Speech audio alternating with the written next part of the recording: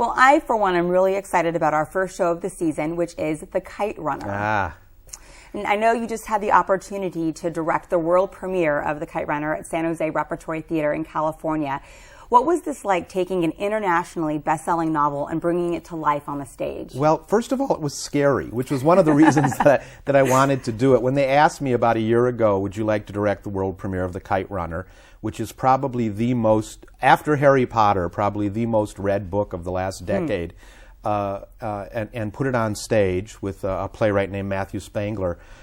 It was scary. I mean, I don't know a lot about Afghanistan, so it was an area that I knew I'd have to do a lot of research and learn about.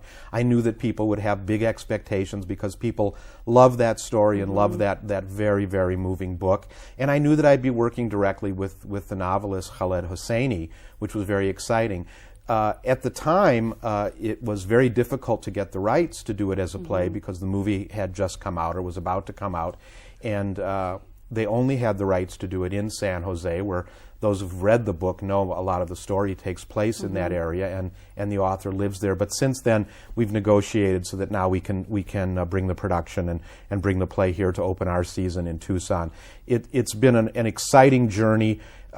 It's interesting, whenever I'm talking to people about next season, I ask who's read the book.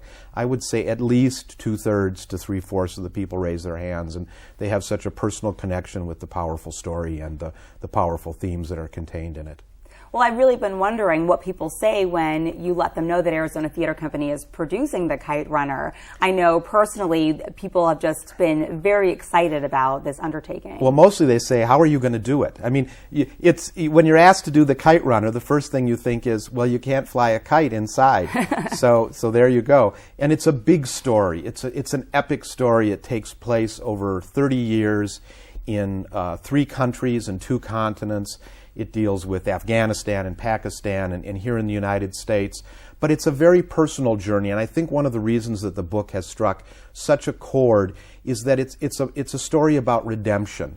The main character who narrates, Amir, is a person who's done something as a young boy of which he is very ashamed, and he carries that guilt with him through his life. And I think everybody has those things that they say, boy, if I could go back and redo something, if I had a do-over of something that I did when I was immature and didn't think it through, wouldn't that be wonderful? And in this story, at least partially, he does redeem himself. But it's also got such an epic scope, such an unusual and fascinating setting that I just think it draws people in and is quite moving. So it's been exciting. Khaled has been incredibly generous with letting us adopt his novel. He's very happy with the play.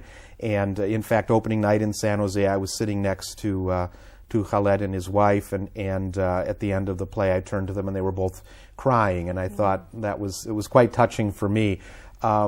There were actually, the adaptation is very, very faithful to the book, and people that know the book have been very pleased with it for that reason.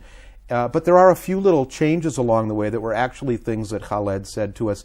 You know, it was my first novel, and if I were to rewrite it now with what I know after having written more, I would have done this a little differently or that a little differently. So there's some little teeny changes, but nothing major. It's all the major events of the novel are in the play, and it's a wonderful, epic way to start our season. Well, it sounds wonderful, and I'm very excited to